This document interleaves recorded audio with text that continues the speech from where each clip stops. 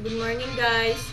Ito, magluluto na naman tayo ngayon. Meron pala akong nabiling dilis dito kahapon. Bali, papaksaw lang natin siya.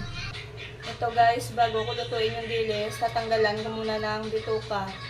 Pero depende naman yan sa inyo kung paano kayo magluto ng dilis o tatanggalan yung pa ba ng bituka o hindi.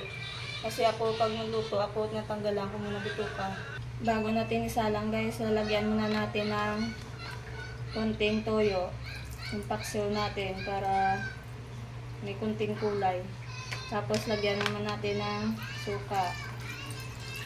Tapos itong mga ricado ilalagay na natin. Meron pala ito ng kamatis, saka bawang, sibuyas, saka luya, saka daon ng sibuyas.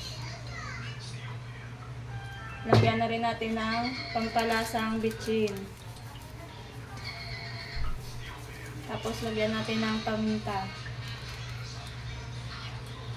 Ayan na yung paksiw, ang bango guys. Antayin lang pala natin yan na kumunti yung sabaw bago natin tanggalin.